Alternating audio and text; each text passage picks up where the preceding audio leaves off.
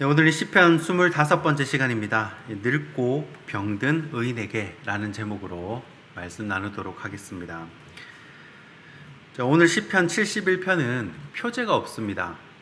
그래서 누가 이 시를 기록했는지 정확하게 알 수는 없지만 보통은 다윗의 시로 여깁니다. 자, 왜냐하면 히브리어로 된 구약 성경을 그리스어로 번역한 것이 이제 70인역인데 이 70인역에는 시편 71편의 표제가 나옵니다. 뭐라고 나오냐면 다윗이 저술한 것을 요나답의 자손이 불렀다. 이런 표제가 있어요.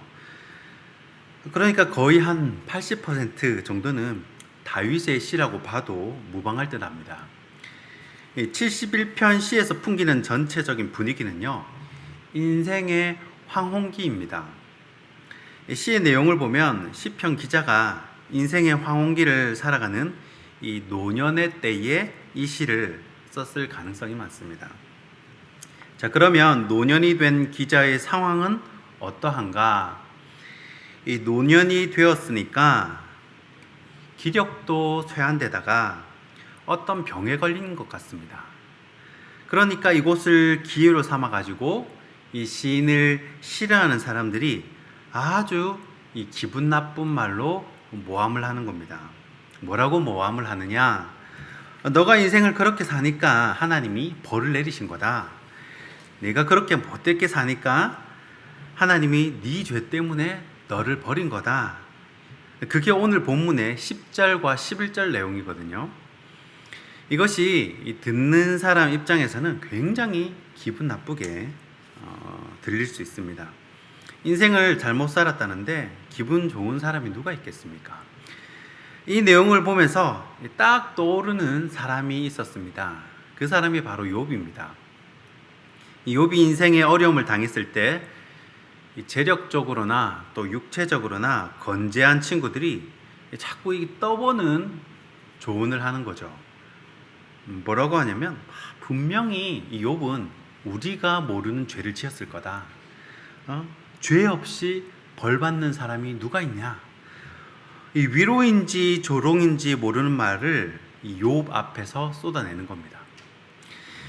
자, 이럴 때는 아는 척 안 하고 가만히 있는 것이 최고인데 거기에 꼭 입을 대는 사람이 있습니다.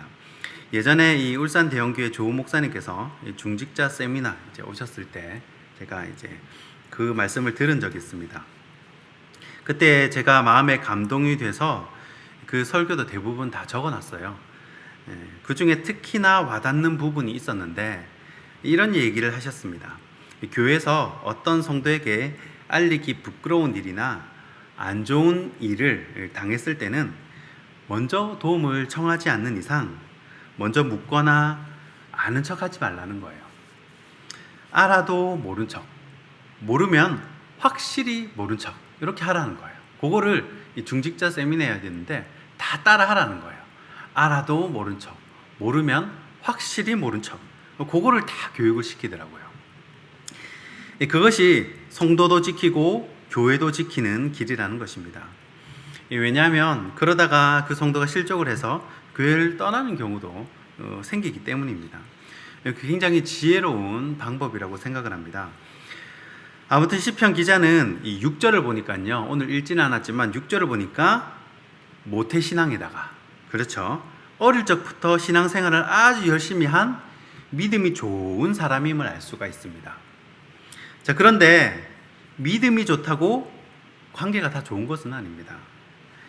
믿음이 좋은 사람에게도 이렇게 죽을 때까지 모함을 하는 사람이 있다는 거예요.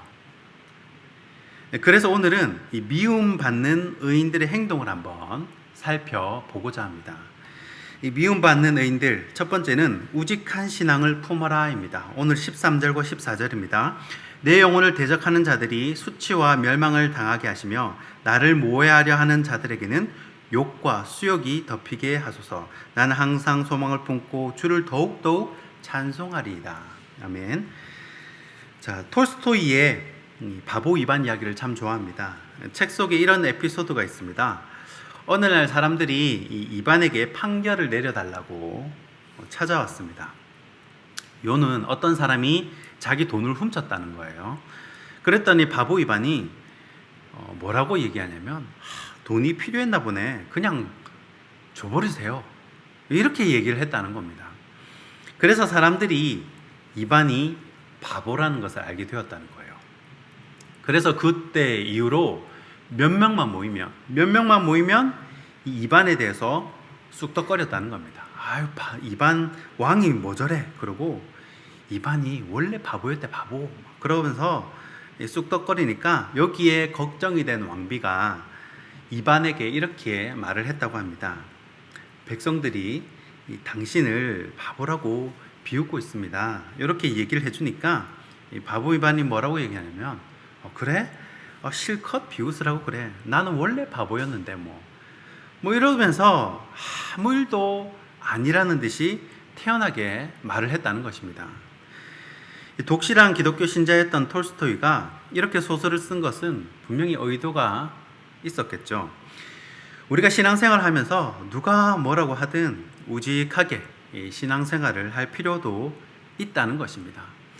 오늘 시편 기자도 평생을 믿음 안에서 생활을 하고 하나님을 사랑하면서 살았지만 그래도 자기를 대적하고 욕하는 사람들이 있었다는 거예요. 기분이 안 좋겠죠. 그런데 그런 기분을 그대로 하나님께 고하는 겁니다. 그리고 자기는 14절에 보니까 우직하게 이 믿음 생활을 이어가는 거예요. 저 사람 아주 기분이 나쁩니다. 하나님. 그래도 자기는 우직하게 더욱 주님을 찬송한다는 것입니다. 이게 참 어떻게 가능한 일인가? 제가 김창옥 교수님의 강의를 듣는 중에 이런 이야기를 들었습니다. 어떤 사회복지사가 이제 불평을 하는 거예요. 일을 하다 보니까 좀 어느 조직이든 좀 한계가 있고 좀 부조리가 있고 그렇지 않습니까? 바뀌지 않는 것이 있고. 그래서 어느 사회복지사가 이렇게 불평을 했다고 합니다. 대한민국은 사회복지가 안 됩니다. 제가 20년을 했는데 변한 게 뭐 있습니까? 바뀐 게 뭐 있습니까? 이러면서 대한민국의 이 사회복지를 확 비판을 하더래요. 20년이나 해도 이 바뀌지 않은 현실을 이렇게 이야기하는 거예요. 그랬더니 그 상담자가 그 말을 듣고 뭐라고 했냐면 아니 예수님은 2000년을 했는데 네가 무슨 20년을 하고 안 변한다고 투덜대냐고 어디서 지금 막 그렇게 오히려 타박을 했다는 거죠. 그랬더니 투덜대던 사회복지사가 그 말을 듣고 본인 마음이 치료가 됐다는 거예요.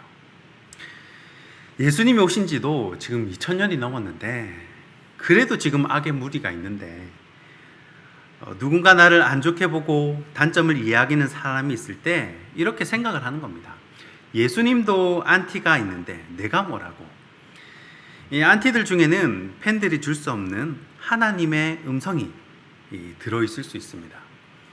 내가 그것을 소화하고 해석해낼 만한 능력만 있으면 쓸데없는 거는 뱉어내고 또 괜찮은 게 있으면 그게 오히려 나를 성장시키는 하늘의 소리가 될 수 있다는 것입니다. 그러니 우직하게 묵묵하게 이 자리를 지켜내는 저와 여러분이 되길 소원합니다. 미움받는 의인들 두 번째는 끝까지 충성하라입니다. 18절 말씀입니다. 하나님이여 내가 늙어 백발이 될 때에도 나를 버리지 마시며 내가 주의 힘을 후대에 전하고 주의 능력을 장래의 모든 사람에게 전하기까지 나를 버리지 마소서. 아멘. 지금 시인이 노년인 듯합니다. 그런데 그때도 신앙이 완성된 것이 아니에요. 하나님 저는 빨리 주님 만나고 싶습니다.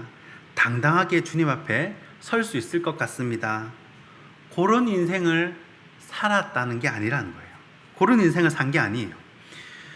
우리 인생은요, 죽을 때까지 나를 버리지 마옵소서 하는 불쌍히 여김을 받는 존재라는 것입니다.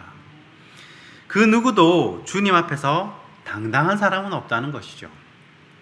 그러면서 뭐라고 고백을 합니까? 끝까지 하나님을 전하는 일에 충성을 맹세합니다. 끝까지 충성하겠다는 거예요. 우리가 하나님을 잘 믿고 또 모범적인 신앙생활을 했다 하더라도 우리의 노년이 초라해질 수 있습니다. 하나님께서 나를 버릴까? 이 초조해하는 이 시인처럼 우리 역시 이 뒷방 늙은이처럼 그런 인생이 될 수도 있다는 거예요. 그렇다고 시인은요, 두 손 두 발 다 놓고 있는 것이 아닙니다. 주위 사람들의 모함이 있고 핀잔이 있고 또 무시가 있어도 끝까지 주님을 후대에 전하고 또 장래의 모든 사람에게 전하겠습니다. 그러니 나를 버리지 마시고 사용해 주십시오. 간절히 매달리는 겁니다. 끝까지 주님의 능력을 전하는 저와 여러분이 되길 소원합니다. 자, 미움받는 의인들, 마지막 세 번째는 부활신앙을 생각하라입니다. 오늘 본문 20절입니다. 우리에게 여러 가지 심한 고난을 보이신 주께서 우리를 다시 살리시며 땅 깊은 곳에서 다시 이끌어 올리시리이다. 아멘. 자, 예전에 제가 수요 예배 때 보여드렸던 이 박누가 선교사님의 영상을 기억하시는 분이 계실 겁니다. 자, 그분이 박누가 선교사님이 29살에 의사 면허증 들고 필리핀 의료 선교를 들어갔는데 이 전염병이란 전염병은 다 걸린 겁니다. 1 정도 걸리고 2 정도 걸리고 3 정도 걸리고 다 걸렸어요. 굉장히 원망스럽겠죠. 자기는 하나님을 위해 산다고 하는데. 그런데 그 선교사님이 하시는 말씀을 가만히 들어보면요, 그 언어가 달라요. 언어가 일반 사람들, 그냥 세상 사람들하고 언어가 다릅니다. 그게 뭐냐면 주체가 하나님이에요. 주체가. 그 병을 주시는 분도 하나님이시고 또 병을 고치시는 분도 하나님이라는 것을 알 수가 있습니다. 언어가 다르다는 거죠. 그 병도 하나님이 주셨다는 거예요. 오늘 시편 기자도 마찬가지입니다. 인생을 살면서 여러 가지 심한 고난을 겪었는데 그 고난을 주시니, 이 보이신 이도 누구라고 고백을 하는 겁니까? 하나님이라고 고백을 하죠. 사람들이 나를 욕하는 것도, 또 인생에 질병이 생기는 것도, 또 나이가 늙어서 이 백발이 된 것도 모든 것이 하나님의 주권임을 고백합니다. 우리 신앙의 출발점이 바로 여기서부터 시작이 되어야 합니다. 주신 이도 여호와시요 취하신 이도 여호와 하나님이라는 것입니다. 그리고 여기서 끝나는 것이 아니라 다시 이끌어 올리시리, 부활신앙을 생각하라는 것입니다. 이것은 정신승리나 쇠뇌 교육이 아니에요. 중국의 그 아큐정전처럼 그 아큐의 그 쇠뇌, 그냥 정신승리, 자기 승리가 아닙니다. 주님이 집을 예배해 놓으러 가신다고 하셨잖아요. 늘 강조하셨던 이 땅은 썩어질 것이고 천국을 준비하라고 우리에게 말씀하셨지 않습니까? 그 하나님 나라를 기대하고 바라보라는 것입니다. 그 부활신앙이 있을 때 우리가 넉넉히 승리할 수 있다는 것입니다. 말씀을 맺겠습니다. 오늘 말씀은 늙고 병든 시편 기자가 모함을 당할 때 그가 가진 신앙관입니다. 그가 붙들었던 인생관이에요. 우직한 신앙을 가져라. 끝까지 충성하라. 부활신앙을 생각하라. 이 세 가지 말씀을 기억하시면서 오늘도 승리하는 저와 여러분이 되길 주님의 이름으로 축원하고 축복합니다. 기도하겠습니다.